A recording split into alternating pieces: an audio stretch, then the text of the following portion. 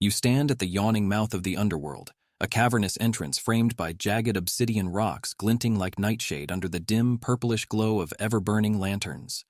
The atmosphere is thick with the scent of sulfur and the echo of distant wails, both haunting and oddly inviting. Ahead, a narrow path winds into the depths, each step potentially bringing you closer to Hades's dark heart. To one side of the path, you notice a grove of eerie, spectral trees, their ghostly branches swaying despite the absence of wind. The trees seem to guard several ancient, crumbling statues, tributes perhaps to fallen heroes or eternally damned spirits. To the other side, a churning river of molten lava flows lazily, almost mockingly, as if it too were subject to some eternal, relentless task. Strange, serpentine shapes slip beneath its surface with an unsettling grace. A lone figure emerges from the shadows. I conjure a massive flame in my hand and hurl it at the spectral trees, setting them ablaze to light our path forward and create an inferno to distract any lurking threats. Time to light it up! I've got a bad feeling about this. I raise my shield and take the lead, carefully scanning the path ahead for traps or ambushes as I guide the party forward, keeping one eye on the burning trees and the other on the suspicious, shadowy figure emerging before us. I sneak closer to the shadowy figure, keeping to the walls and cloaked in the flickering shadows from Pyra's flames, then reach out with my dagger to disarm any potential hidden weapon they might be carrying. Hey there, friend or foe? I step forward, my eyes fixated on the flaming trees as their spectral forms writhe in the fire and mutter.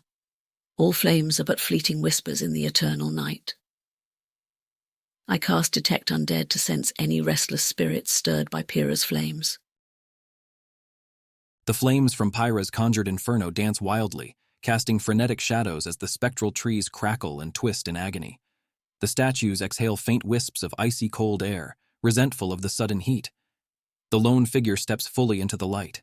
A gaunt, pale ferryman, Charon, his eyes hollow and sorrowful. His skeletal hand grips an equally spectral oar. By Styx's command, what do you seek in these forsaken depths? Charon's voice is a rasping whisper, barely audible over the crackling inferno. But before anyone can answer, the ground beneath your feet rumbles. From the molten river slither three shadowy serpentine wraiths, their forms shrouded in dark mist, their eyes glowing a baleful, unnatural light. They attack with the speed of thought.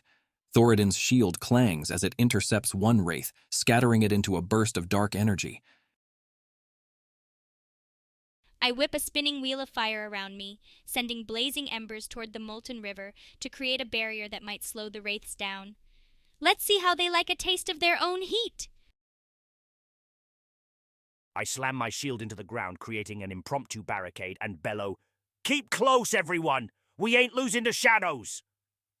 Then I charge at the nearest wraith with my warhammer, aiming to shatter its ethereal form.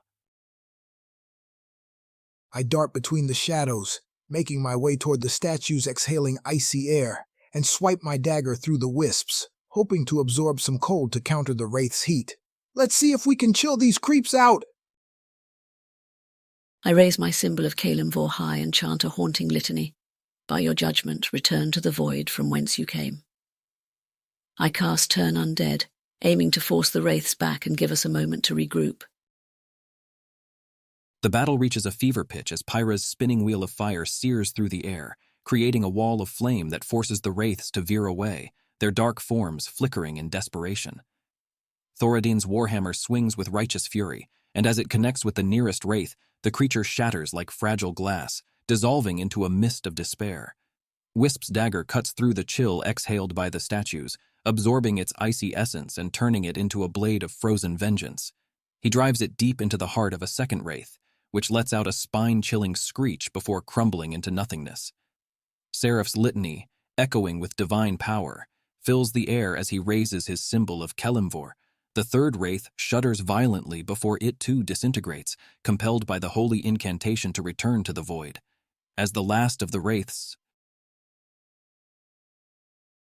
I extend my arms, conjuring a fiery phoenix that soars and bursts into a brilliant blaze above us, illuminating any unseen dangers and marking the end of our skirmish with a spectacle. Burn bright and let them fear the flame. With the wraiths vanquished, I slam my war hammer against my shield and shout, "Aye, let 'em know there's more fire where that came from." Then I take up a defensive stance, scanning the surroundings for any more threats. I blow on my icy dagger to keep its chill and approach Karen with a cheeky grin, tapping it on the end of his oar. "So, are we just here for chit-chat, or can we get a discount on that ride across the river?" I step forward, still holding the symbol of Kelemvor high, and give Karen a ghostly smile. For every soul that crosses, another must return. Balance demands its due. I channel divination to seek Kelemvor's guidance on our next steps in this treacherous depth.